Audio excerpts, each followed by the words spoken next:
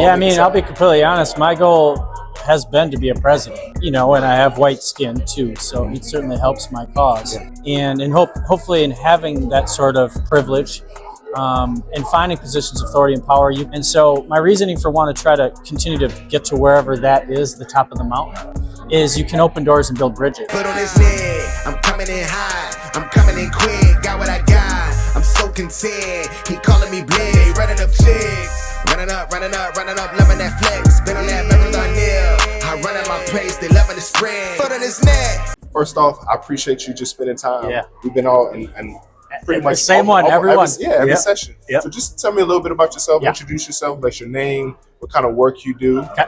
and go from there. Yeah, so my name is Anthony Goettl. I am the director of the WIOA Youth Program. We are based out of northwest Wisconsin. So we're unique in that we serve a very rural population, both in school and out of school youth. We're also unique because we're a service provider that's also a technical college. And so a lot of these populations that we hear about through our presentations are populations we're focused on, vulnerable communities. But the rural setting makes it very difficult to, navigate politics. I'll be completely honest. That's true. Not going to lie, and I think it's going to get even more nuanced heading forward. Like that word, nuance. Yep, nuance. We're going to try to be positive. We won't say muddy, but nuance. But also, to make connections because it can get clicky, right? And the business, for example, the manufacturing sector is huge. If you can get people into an alliance, big things can happen. So the good news is we have the vehicle, the technical college, which is a lot of respect for. So it's gone really well. But with any WIOA programs, it's just, again, so much nuance, so much change. Policies changes all the time. Administrations change. For sure. And that'll throw, potential wrench, obviously, in funding the things we do. So, but yeah. Well, Anthony, I appreciate you introducing yourself. Yep. So I'm curious, I know for me coming into this world of workforce development, career development, is really, I kind of fell into it and just love the work I do. But tell me a little bit about how you got into this work. Yeah. A little bit about your journey to where you are and where you might be going in the future. Yeah. How long do we got? I'm a good example of it's not linear. It's not linear. So former poor kid, addiction in the family, mental health. I go to my therapist every Wednesday. Amen. I am not supposed to be here, one of those stories. But I got to where I'm at, and I sometimes marvel at that. Yeah. So now that I serve communities that I often see myself in, it allows me to reflect on that journey. It may not have been linear, but it was meant to be the way it was supposed to be. So my first degree was in voc rehab. So I worked with people with developmental disabilities for quite a while. I was originally going to go into special education. I was in special education as a paraprofessional for a while. I just didn't see myself doing this work. It didn't get me excited as I thought it would. My first job was cut when I worked in Denver. And then I ended up in alternative school, and I was like, all right, education must be my pathway. And so things happened politically in our state that made me realize, there's not a lot of stability in education in our state right now. And so I was like, I'm going to go back to school. And so I have a degree that I probably don't use much. I have a kinesiology degree, exercise science. I'm an exercise science major. Yes. Right.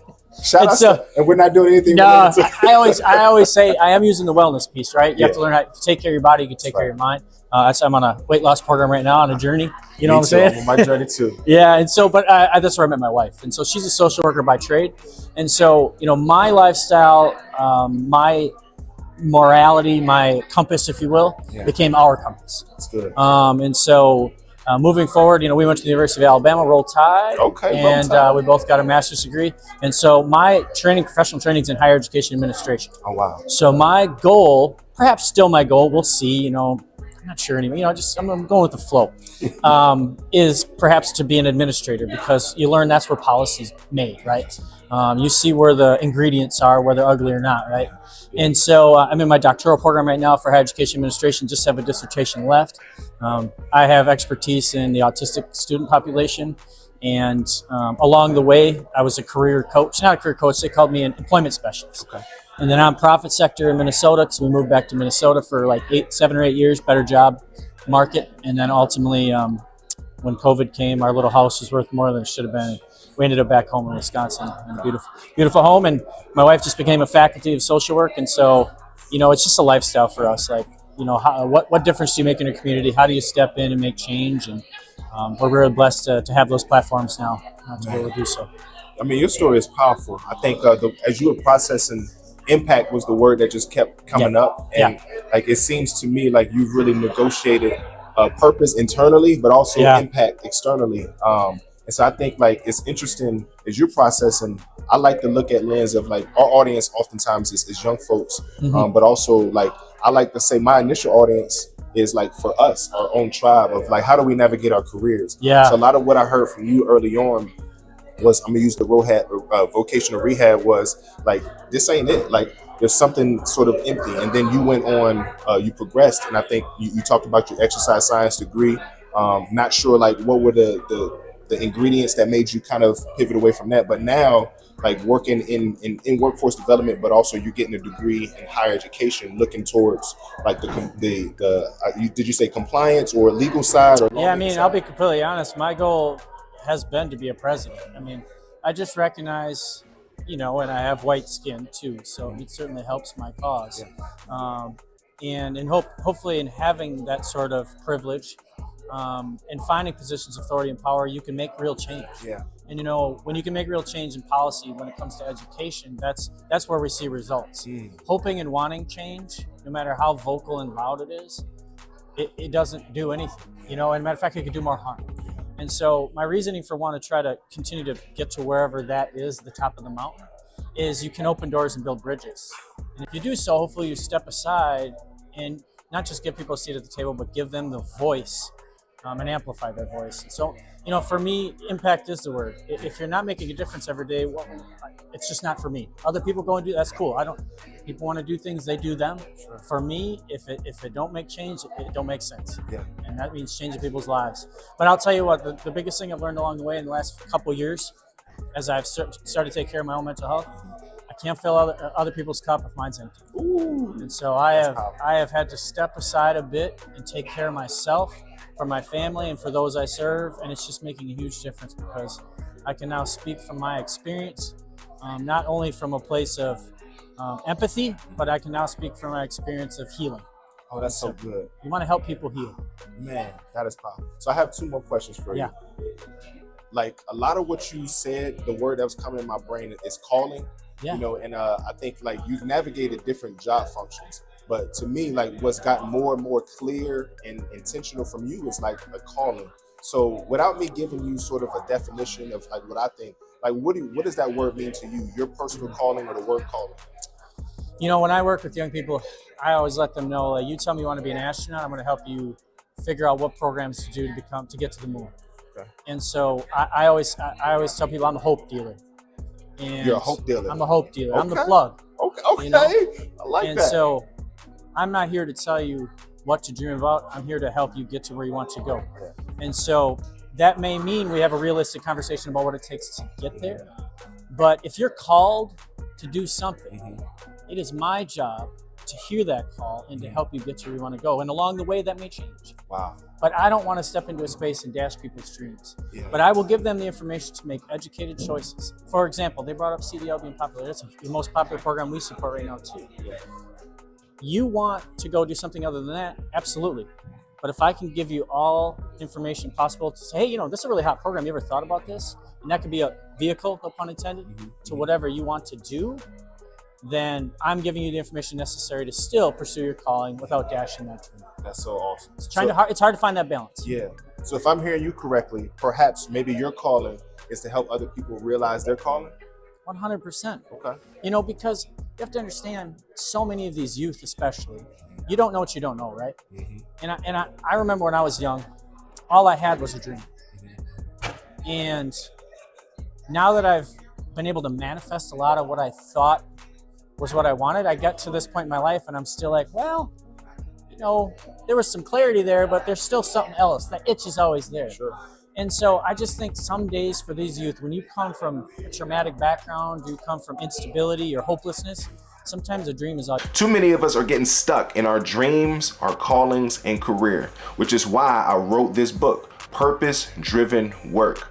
I have over 10 years of experience working as a career development professional, from which is where I write this book. And I've also utilized some biblical principles, but also some career development principles to help us strategically get unstuck in our careers, but also to help us to align purpose in the work that we do. Check it out. You guys can order the book on Amazon or visit my website for a signed copy. Be blessed. There you go. And if you can step into that space and I can either help you articulate a dream or you come in with that dream, I want to ride that momentum. That's so good. And we can use our tools, our resources, our money, our connections, our network to shape that dream, and perhaps then it changes with more information.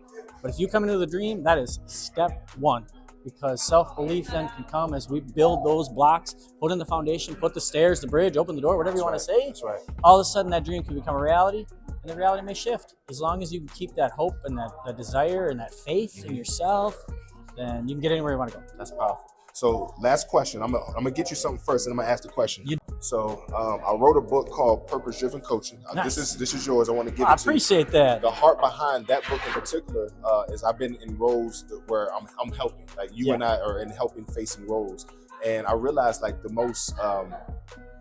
biggest tool I was using was coaching, even when I wasn't explicitly as a coach in my job title. And so I personally feel like called to help us as either educators, leaders, workforce development professionals, just to have the tools to help others, right? Yeah. So Purpose Driven Coaching is one of my books. So my last question is, just with your story, your passion, your purpose, if you were to write a book, I'm assuming you haven't, if you were to write your next book, what is it called? Who is it for? Tell me about that. You know, I think one of the big messages I tell young people, come in a little bit. Sorry, I'm back. I'm off the stage. Is it's okay. It's okay to not be okay.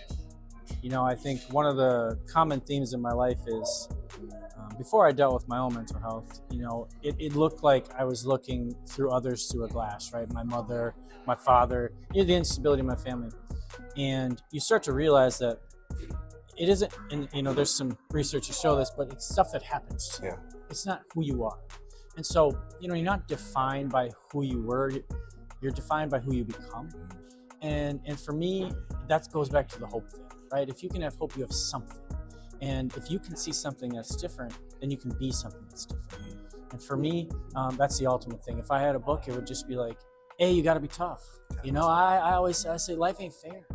Especially if you're part of a marginalized community, life is even harder and not fair. And so if we can have the tools and the expertise in our privileged positions to tear down whatever the barriers are and give somebody a clearer vision while giving them the grit, persistence to continue to push forward, then they're the ones standing in front of us teaching about these things. You know? And so, here, my big thing is, yes, we're here to help, but I always say I'm here to serve. I'm not the boss. Who I sit across from, they're the boss. Yeah. You know, they are the ones I'm sitting down to serve. And if I ever lose that mindset, then I need to step away. Because they give me a paycheck for it. And obviously I've been trying to progress my career so that paycheck rises. But it also puts me in a position to sit back down and realize no matter what position I'm in, I'm still called to serve. And that person across from me is the person I serve every single day. And that includes my family as well. And it's understanding that I'm a dad first. As a matter of fact, my hobbies are coaching. I volunteer coach. Wow. You know, I have basketball starting soon. I volunteer coach soccer right now. I volunteer coach flag football. My sons are young. That's my way of continuing to be an educator, to be a teacher, and to understand that a lot of these youth need role models because they don't have that in their life. And if you can just give them even one summer of belief and joy and excitement, then perhaps that could be the summer that changes their life. Man, that's powerful. So one of the things I heard from you just now, which the focus of your book would be, I heard grit and determination. And I heard obviously a lot of helping, but helping other people to realize their purpose. It's kind of what I heard. Yeah, so, and you're worth it. And you're worth it. So I know I'm putting you on the spot. Yeah. What would be a name? You obviously can change this later when you decide to publish it. What's the name? Yeah. How about Why Not? Ooh, New York Times bestseller. Why not? Why not? Oof. Because one of the things you notice is, especially young people ask why, right? Because they don't know. Yeah. And you may not have the answer, but I like to, you know, I ask people, why not? Why not? Why not? Why not is the intersection of starting to dream, right? And so I always ask myself, you know, why should I try this? Why should I try that? Why should I try to put something together with 2 staff and we're completely out of, why not? That's good. What could happen that goes well? Not what could happen that goes, so why not? I love that. And why not me?